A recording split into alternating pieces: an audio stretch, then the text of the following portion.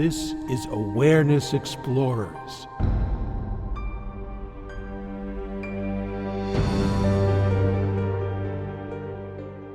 Well, welcome back, Awareness Explorers, to Awareness Explorers. I'm your co-host, Jonathan Robinson, and I'm with my friend and co-host, Brian Tom O'Connor. And as often happens, we are going to be discussing an important topic. For those of you who occasionally have thoughts, we're going to be talking about the types of thoughts that people have. Some good, some bad, some destructive, some very helpful in the spiritual journey. But we haven't looked at all the different types of thoughts people have and made distinctions that can be very useful for people. So when we thought of doing this, Brian, what showed up in your thoughtful mind? Well, the reason actually that I suggested this topic was because traditionally in non-dual spirituality, we talk about stopping the mind, or we talk about not believing our thoughts. We talk about quieting the mind or getting rid of thoughts, all these different approaches to thoughts, making thoughts the enemy. And I agree that certain kinds of thoughts, particularly emotional thoughts, and the story of our lives and what should be and shouldn't be, are not helpful. But there are other kinds of thoughts that are okay. I mean, certainly practical thoughts. I think they're necessary for the organism. When you want to figure out how to get to the airport on time, you need to plan on what time to leave. But something else occurred to me during a deep meditation. I would get intuitive thoughts, thoughts that seem to come from outside my egoic mind, giving me advice. I would sit quietly and a voice would come in and say, "You're trying to change your experience. What if you didn't try?" And so I saw these types of thoughts as different. And then you and I talked about it and realized there's a whole bunch of different types of thoughts. So that was how this episode kicked off. Yeah, there are a lot of different types of thoughts, and we're going to talk about 5 or 10 of them. But before we get into all the different types, first of all, I'm excited that you had the woo-woo idea that there are thoughts that come from outside of you that are intuitively guided. Hooray! That warms my heart, because I have that experience, and I've often followed what could be called intuitive thoughts. I would call them coming from an outside force. Really, they have a different resonance usually, and they have a different feeling in the body. And the fact that we don't even have a term for that shows how popular they are in this culture, that we have to call them intuitive thoughts. But, you know, when you don't know much about a subject, there are not many words about it. You know, the old thing, Eskimos have 50 words for snow. We have one word for love, you know. I'm sure other cultures, like the Greek culture, had several words for love, and we have one word for thought because we don't really think, ironically, much about thought. But there are thoughts that are healthy for us. There's thoughts that are destructive. There's thoughts that we rely on to think we understand something when really we don't. And an analogy I often use is sometimes my dogs wonder why I am spending so much time on my computer. So they come over and they sniff my computer, thinking, well, we'll understand what's going on here by sniffing this crazy machine. And hopefully we will understand what our owner is doing on this little box. And a dog sniffer is very good, a computer is very good, but they don't really belong together, in that the dog does not really gain any useful information by sniffing my computer. And in some ways, we don't gain much useful information by our thoughts about things like God or reality or oneness. They're more like impediments to us getting some non-duality, mystical type of experiences. And yet we do give it our best shot. Yes, and that's a great analogy, the dog sniffing the computer. It's very analogous to using the mind to understand oneness. Yeah. I think of the mind as the organ of separation. Its job is to make distinctions between things, danger, safety, food, poison for the organism. But if there's only one thing going on, if there's only energy rising and falling in various forms, or however you want to describe the unity of the universe, the mind, as the organ of separation, is the wrong tool for the job. It cannot possibly comprehend it. Yeah, and we're so used to trying to, like a dog, everything is trying to be understood through smell. When we try to understand everything through thought, there's various distortions that happen, or it's just impossible. Obviously, thought can't understand infinity. It can't understand eternity, but it also can't understand oneness. It can't understand love. This is where, if we have a very addictive relationship with our thoughts, and we tend to think we can use thought to understand these things, it just gets in the way and is really useless or even detrimental. So let's look at some of these different types of thoughts and give our thoughts about them. Okay. We talked about intuitive thoughts. We could call those as coming from a deeper level of reality, whether you call that God or intuition, and then practical thoughts. But something I deal with my clients when I'm helping them is what I call ruminated thoughts, thoughts that are like in a thought loop that just go over and over again. Usually they're, like blaming someone. They shouldn't have done that to me, or that shouldn't be happening. A lot of shouldn'ts. And these thoughts can go around and round, and they kind of have an addictive element to it. And anything we can do to get out of those rumination thoughts, I think, gives a person more space. And I'm wondering what your favorite way of doing that is. Well, I agree that rumination is basically devised of should and shouldn't thoughts.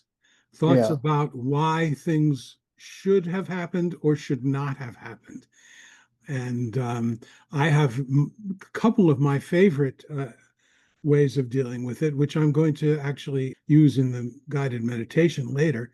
One is slippery mind, which is just imagining that your mind is so highly polished and so slippery that any thought that comes in can't stick, and it spins. Your slippery mind spins like a fun house spinner, and it just spins on out the other side. And the Mm-hmm. other thing I would say is just simple wordlessness. It is asking yourself, what can I notice about my current experience without using words to describe it? Because we don't need words to notice our body sensations. We don't need words to hear the wind blow or birds sing. And the third one is one of yours, one of my favorite of yours, which is, you know it's coming. The mantra, blah, blah, blah. You got to say it just right, because Blah, it, blah, blah. yeah, yeah. Which, what I like about that one, besides the fact that it takes 3 seconds, is that it takes a stand as to what those thoughts mean. And they are just basically just a mechanical machine going off that need not be attended to. Another one that I like for ruminating thoughts is to fill in the blank. The story I'm running now is. Mm-hmm. So I had some ruminating thoughts this morning about a certain person who I thought did me wrong. And I've had those thoughts a bunch. And so I said, the story I'm running now is that this person did me wrong, and that if I think about it enough, it will all be turned out all right. And when I realized that, how stupid that is, I was able to let go of that story. So really, the underlying motivation for certain thoughts, knowing that story and believing it, can be eliminated by just saying, well, the story I'm running now is, as you become aware of the ridiculousness of some stories, they naturally fade away. Have you ever tried something like that? Yeah, sure. I've often thought about there goes Brian worrying about this, or there goes Brian doing that thing again, or there goes Brian inner complaining about people doing this sort of thing. And the thing that all of these techniques have in common, it shifts our identity out of the thoughts. In other words, the thoughts are appearing in a larger field or in a bigger I. And, obviously, words are inadequate to describe this larger field in which they appear, but all of them, who are the words in our head talking to? And what are they appearing? And when we shift back, when we step back and we identify with the spaciousness in which thoughts appear, and we also don't take ownership of the thoughts. I mean, do we decide what to think? Thoughts just come. And then we realize that we are the space in which thoughts appear, and there's less identification with them. Yeah, that's the key, how to become less identified. I like that technique. I'm glad you mentioned again the there goes. I use there goes Jonathan. I hope you don't mind. You didn't patent the there goes I'm Brian. glad you don't use there goes Brian. Actually, no, maybe I should try that one. That adds a certain smile element to it. There goes Brian having those thoughts again. I like that. That would probably make me laugh. Anyways, we normally do identify with our thoughts, which is pretty strange considering that we are not coming up with them. And just looking at that whole tendency that they're not your thoughts, they're like being broadcast somewhere. You are a receiver for them, and a lot of those things, a lot of those stations that we're tuning into are really playing noisy, ridiculous thoughts. And when you start to realize that, it gives you a little bit more space from your identification with them. And I think that's really important on the spiritual path.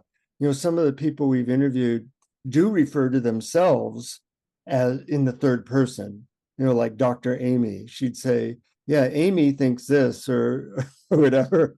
And it can be an interesting tool to have those types of disidentification from personality and thought methods, because that's really much more accurate than the way we normally think of ourselves, which is every thought that goes through our head, we tend to identify with.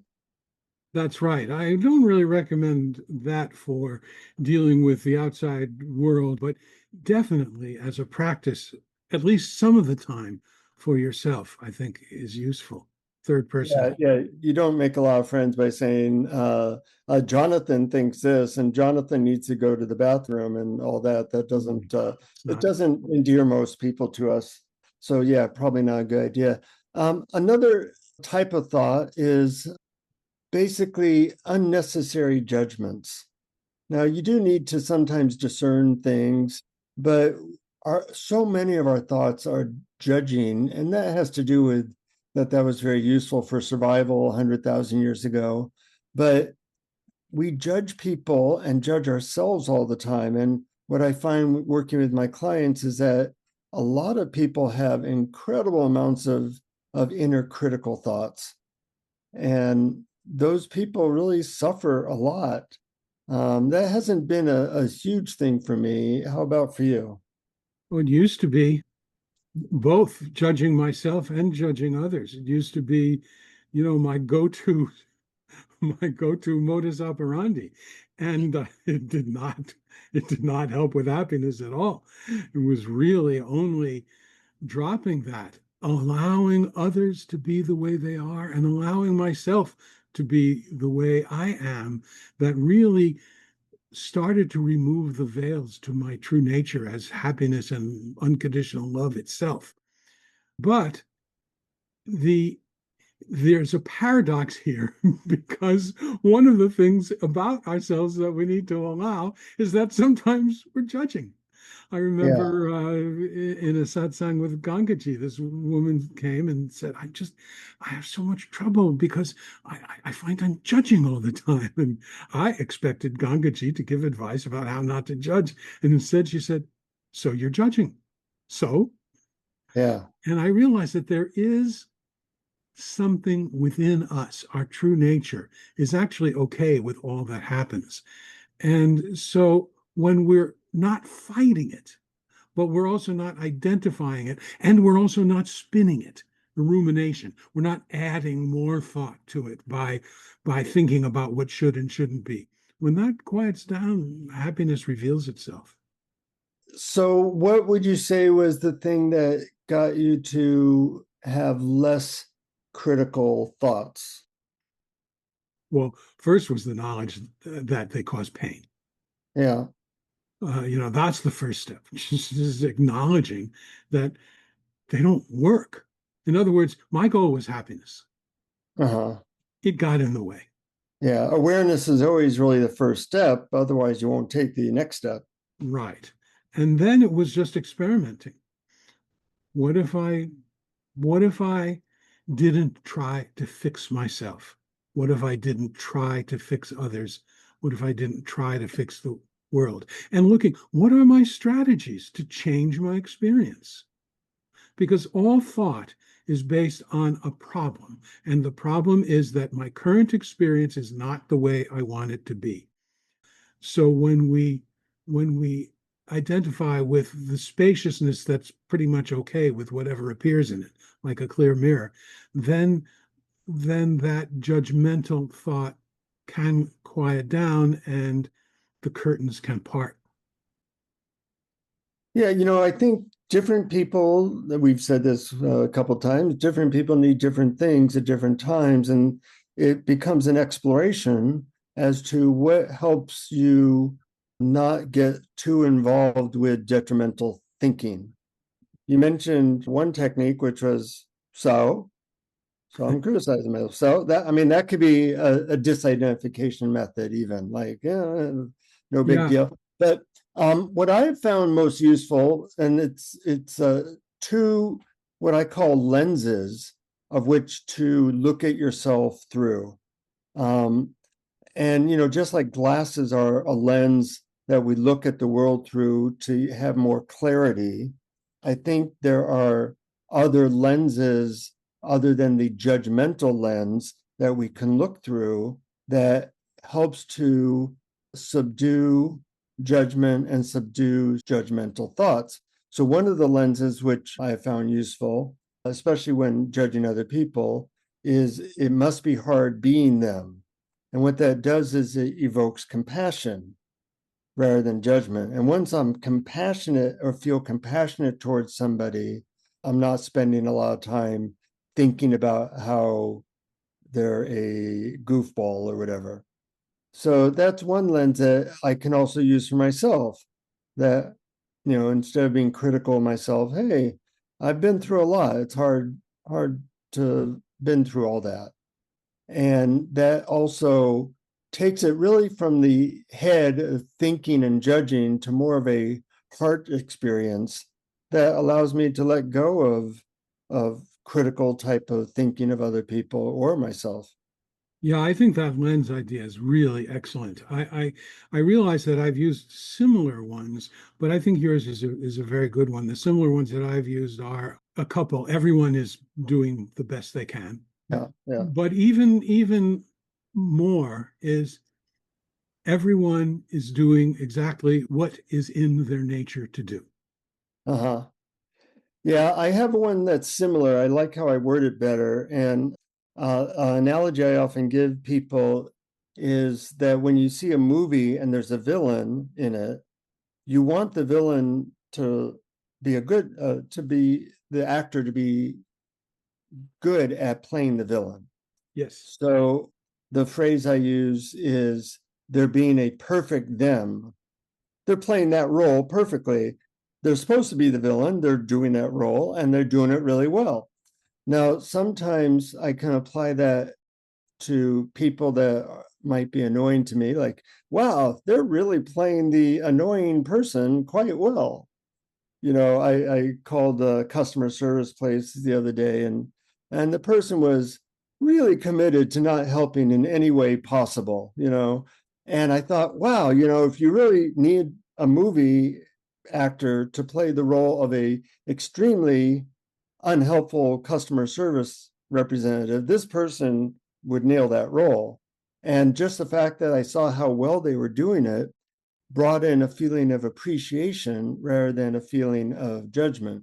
But applying that to myself, sometimes when I do something pretty not the way I would want it to do it, I go, well, Jonathan's playing a perfect hymn. He does that well. And when I work with clients, it often gets them to laugh at themselves. Like, hey, if there's a Olympics of self-critical thinking, you could perhaps win gold because you do that so well. And that usually makes them laugh. And there is something to that you're changing your lens from which you look at yourself or other people. And you can potentially cut off a lot of thoughts by changing the energy there. Yeah, I love that way of putting it. I think that's really helpful to short circuit judgment. Yeah. Now, there's also detrimental thinking in terms of like magical thinking, when you just hope that everything will go well without you having to do something, or denial type thinking, which there's a lot of denial. What do you have to say about those types of thoughts? Well, I agree that denial is not helpful at all, because looking at what is seems to be the best path. Magical thinking, I have mixed feelings about. I am not convinced that magical thinking is always bad. Yeah. So what is magical thinking and what's wrong with it?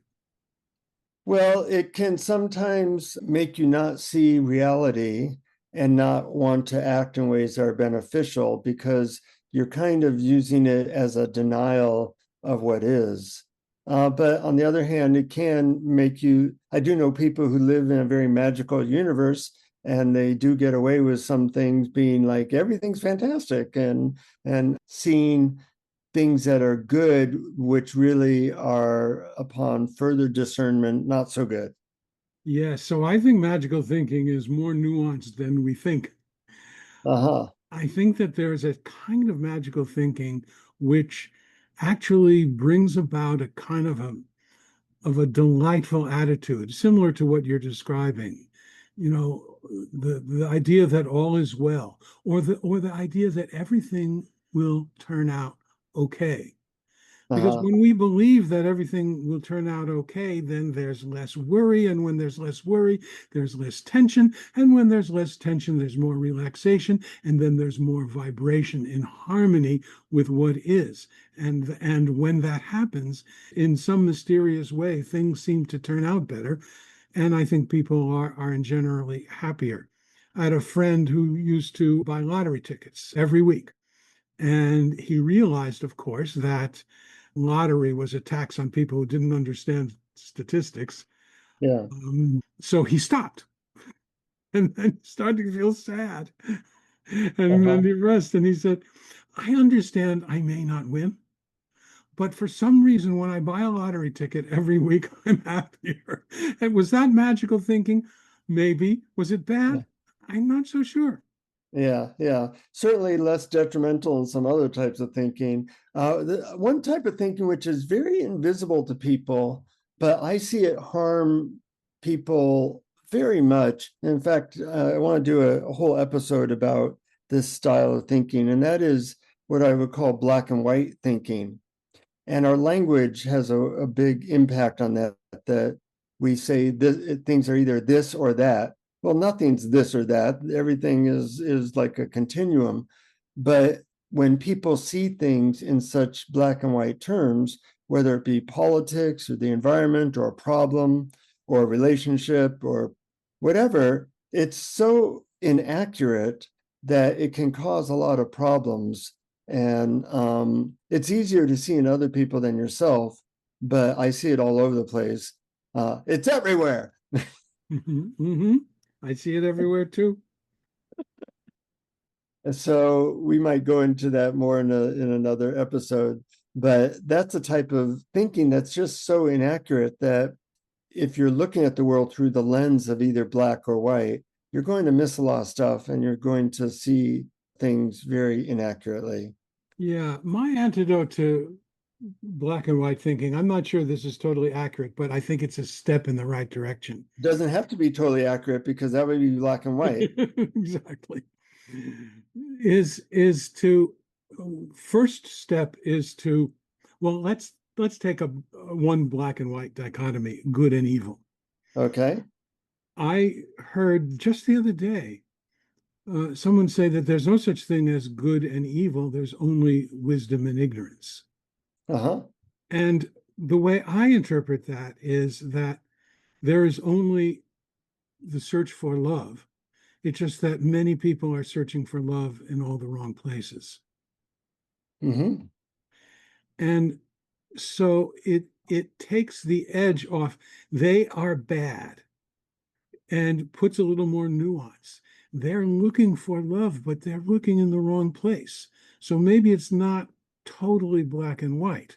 Maybe we can have some compassion, or maybe we can understand where they're coming from. And I think this is all helpful, especially if you kind of drop all the rumination about it and just sort of allow. Yeah, we're always trying to simplify reality into a very simplistic scenario. That's partly language, that's partly thought, and it creates a lot of problems that don't need to be there if we look at reality through a much more nuanced lens. Yeah. So there's also what I would call anti-magical thinking. I've accused you of that before, Brian, but you're coming along. You did make some woo-woo statements already today. You're going to the transmission meditations. Before I know it, you'll be out there doing even more woo-woo stuff. We'll see.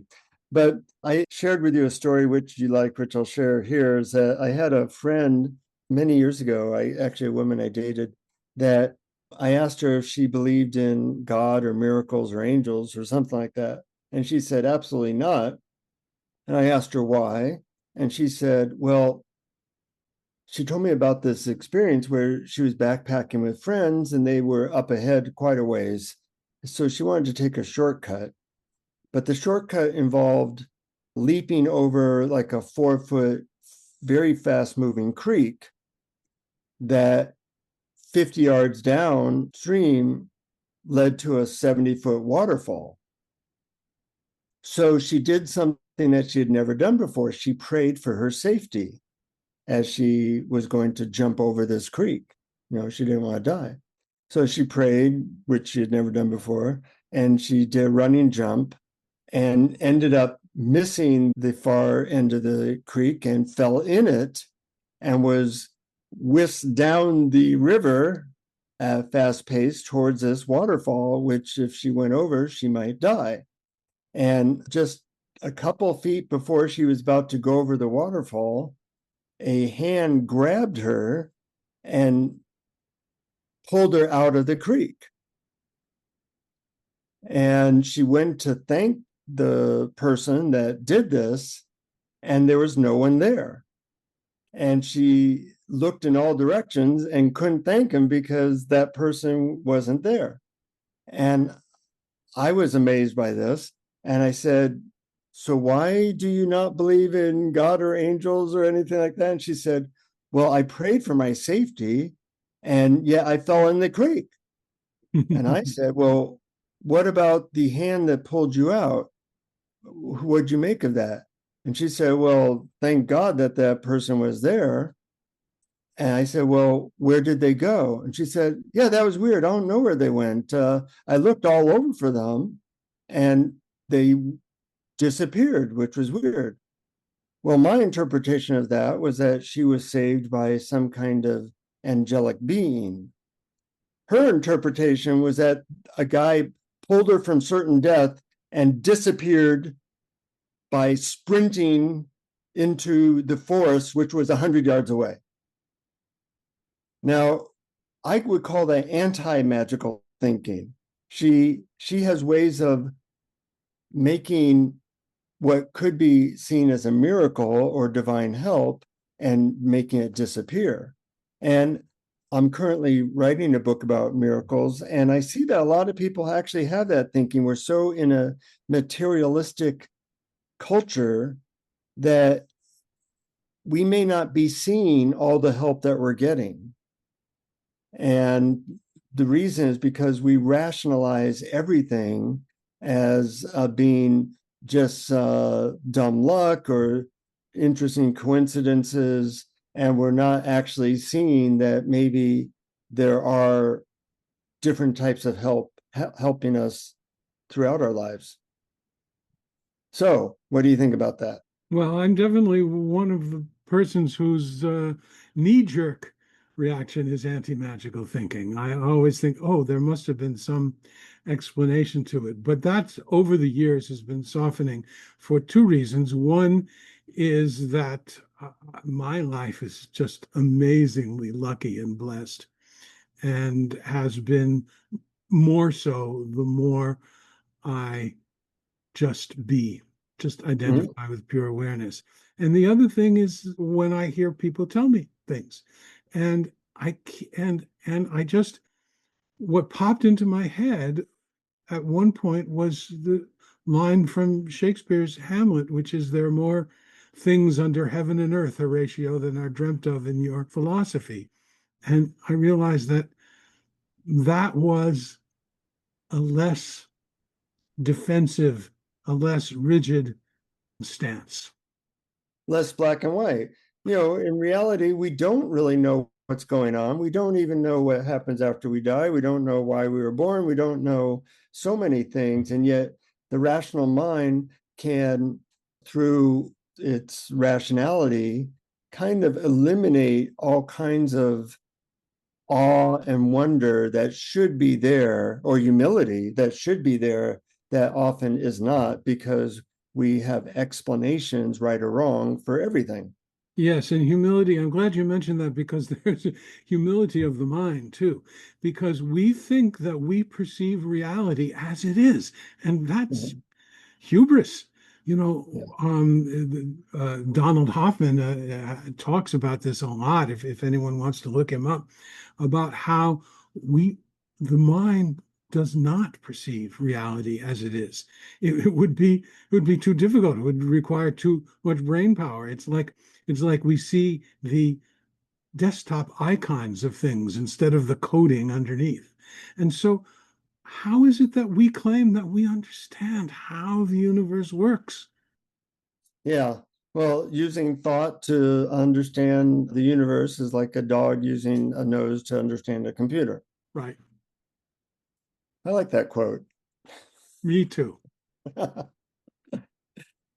Well, anything else that comes to you about thinking? We provided a bunch of very simple ideas that can help you to disidentify with thoughts, or not take it quite so seriously, to realize that some thoughts are helpful, some thoughts are not. Any last thoughts or non-thoughts before we do a meditation? Maybe just a couple of tips about how to tell the difference. Mm-hmm. If your thought is filled with shoulds and shouldn'ts, it's rumination thought. Yeah, you really shouldn't do that. If your thoughts are simply necessary to be good at your job or to get somewhere on time, don't worry about them.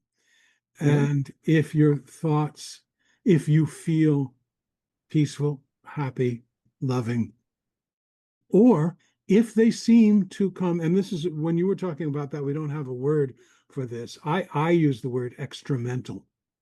Uh-huh. And what I mean is they come from outside the ego mind. When Yeah. they seem to be wisdom from out there coming in, I think there's a real skill of noticing that and noticing the difference between that and shouldn't, ruminating, psychological, emotional thought or practical thought.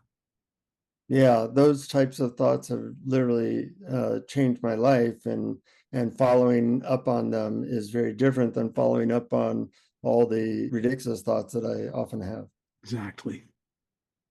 Well, good points, and I think we did a good job of figuring out thought.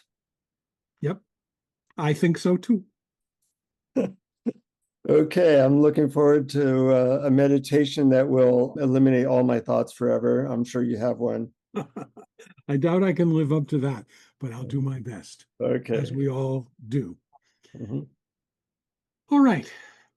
So today I'm going to offer a small suite of practices to quiet down the flow of intrusive thought, and then show how to open to intuitive wisdom from beyond your egoic mind.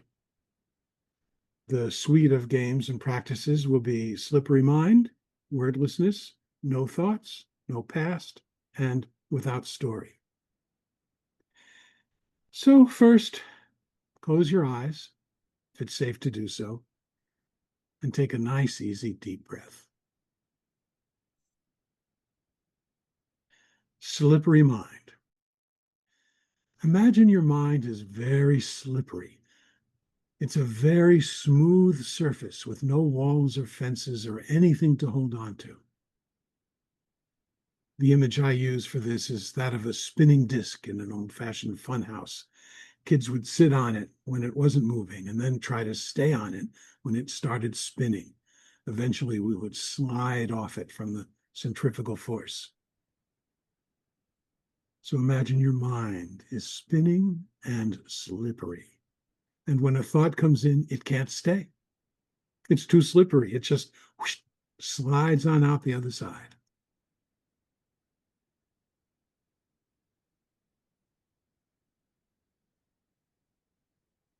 Sometimes a thought will circle a while before it slides out. When you notice this happening, maybe just slightly tilt the smooth surface and the thought will slip and slide right on out the other side.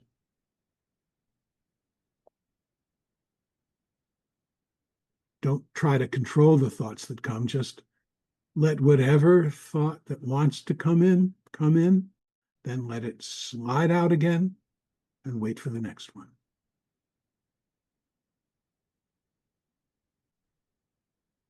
Wordlessness. Do you hear that voice in your head that seems to be continually talking? Is that the only thing that's going on in your head? Sometimes it seems that way, but I bet there's a lot more going on in there.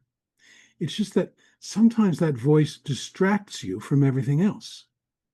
That voice is verbal thought. But it's not the only kind. There are also visual images and body perceptions, perceptions of all kinds. The trick is not to avoid verbal thought, but just to notice how much is going inside that's not verbal, sometimes called wordlessness. When you get some practice at telling the difference, it's easier to ignore the incessant chatter by simply focusing on what else is going on.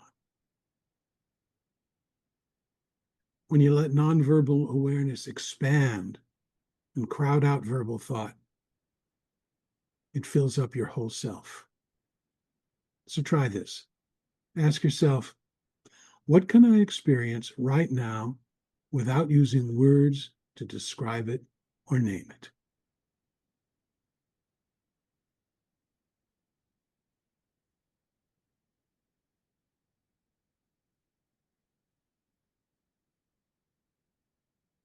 How long can I go without words going through my mind?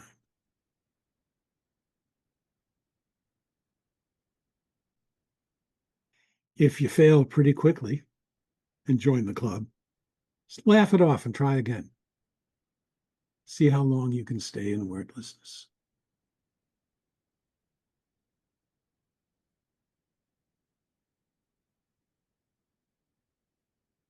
No thoughts, no past. Try to imagine the past without thought. Does the past exist without thought?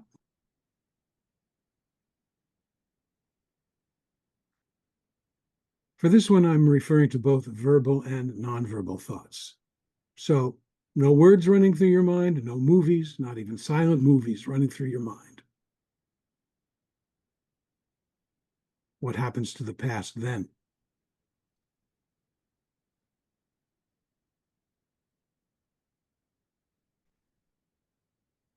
without story.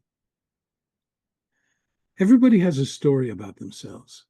We've all been collecting our own and adding to it and rewriting it and polishing it and retelling it our whole verbal lives. What if you completely forgot your story?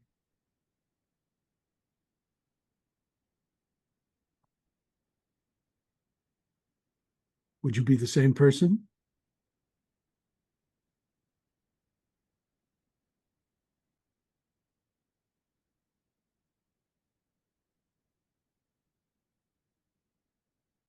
Now we'll take a look at how to open to intuitive inspiration. Just for now, see if you can drop any strategy to change your present experience whatsoever.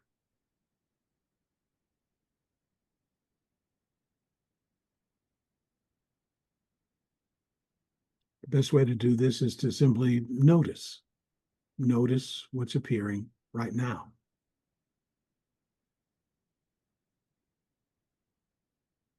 Wordlessly notice your body sensations and any sounds that appear. And see if you can notice the clear, empty, choiceless, wordless field of pure awareness in which they appear.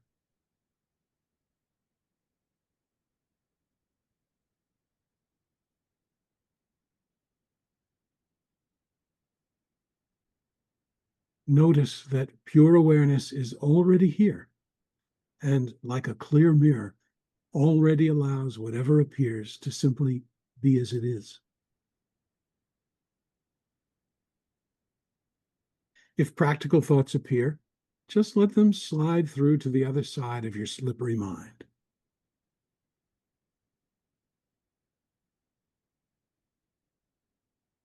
If should or shouldn't thoughts appear, just let them slide through to the other side of your slippery mind.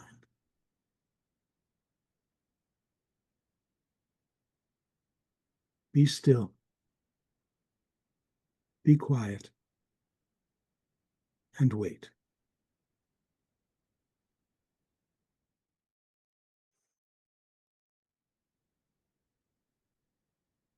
Allow yourself to be as open as possible, without any tension and without any intention.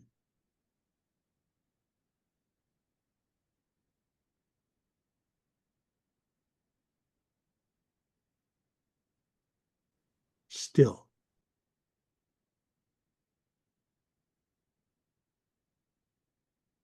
Wait.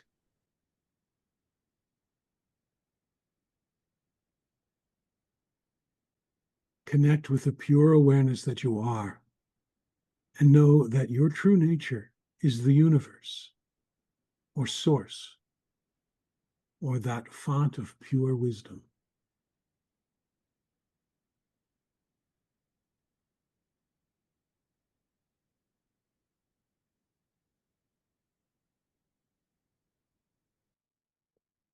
Open your heart to any wisdom that may come from the field that connects all things, that is all things, that you are.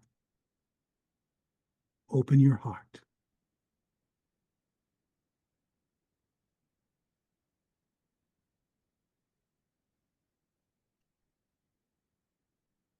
If an intuitive thought comes, you'll know it by 4 characteristics. It has no blame, shame, or criticism. It's warm and loving. It feels like it's coming from beyond your ego mind. It just feels right.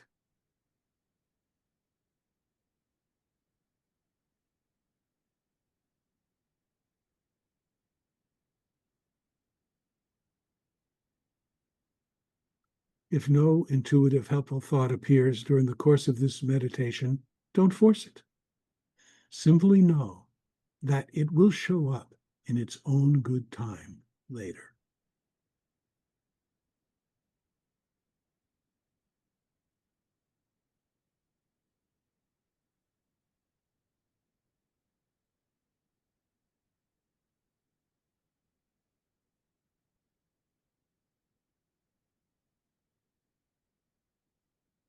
And now take another nice, easy, deep breath.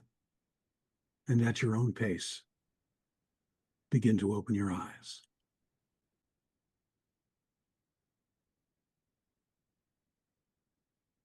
That was the full smorgasbord of methods. It's nice to have them all in one area. And yeah, that was really good.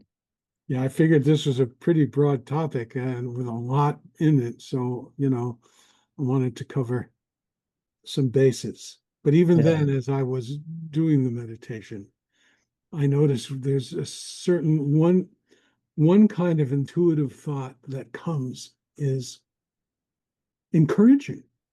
It's just, yeah, you're on the right track. Yeah. Yeah. Those are good thoughts. And I liked your distinctions about intuitive thoughts. I thought that was really, really good as well. Good, thanks. Speaking of who you would be without your story, I once had a concussion when I was about 24, and I didn't, for about 8 hours, I didn't know anything about me other than I felt great. And it was pretty funny because I was with a friend and I kept on asking questions about Jonathan, this person who evidently I was going to become at some point, but had no knowledge of whatsoever. I could look at my body and go, evidently I'm in a young body. It was the closest thing I've ever had to enlightenment, I think, because I felt good and I had no history and no knowledge about anything about me. Wow, that is a great It story. was fascinating. And it was funny because at that time I was living in my van. So I'd say, so where are we going? They'd go, oh, we should go to the hospital. Okay, And then they said, we should probably call your girlfriend. And I said, oh, I have a girlfriend. What's she like? Everything was a gift. Everything was new. And then they said, and we're going to have to figure out what to do with your van. You live in your van. I go, I live in a van? Am I a bum? And they go, no, yeah. And so I had people describing me for the first time, like, no, you meditate a lot and you live in a van and you're a therapist, and I found it all fascinating. Like, okay, that doesn't sound so bad. Is my girlfriend cute? Is she nice? What's the story here? It was fascinating 6-7 hours, and then it slowly came back without any repercussions. Mhm. And I figured that would be that glimpse gave me a little bit of glimpse of the moments now where I kind of go beyond my personal history and made it easier to just let that go. That's all really imagination. That is fantastic. You know what I would recommend to our listeners? Make a game of this and do a what if imagination. Uh-huh. What if I had a concussion and I lost everything about the story of me? What would that be like? Yeah. You can imagine it and you can sense it. You can feel into it. Very, very similar to the what if I was just born and didn't know anything? They're similar. What if I lost all my story about myself? And just play around with it. Imagine it. Uh-huh. And it has happened at other times after meditation retreats where I had no association to anything Jonathan for periods of time, usually like an hour. And I always found it very freeing. It is freeing. Yep. Yeah. Well, may our listeners be free of destructive thoughts and maybe even free of all thoughts for periods of time and play around in the circle that we might call reality. Sounds good to me. Yeah, yeah. And thanks for listening. If you like us, support us on Patreon. We send you a bunch of free stuff at patreon.com/awareness explorers. And tell your friends and have a good time living in a world beyond thoughts. And of course, as always, keep exploring. Keep exploring. Thank you for listening to Awareness Explorers. To learn more, you can check out our website at awarenessexplorers.com. Please subscribe to our podcast on your favorite podcast app. We'd love it if you would post a review. And please share our link with family and friends, because knowing yourself as awareness is the greatest gift you can give yourself or someone you love.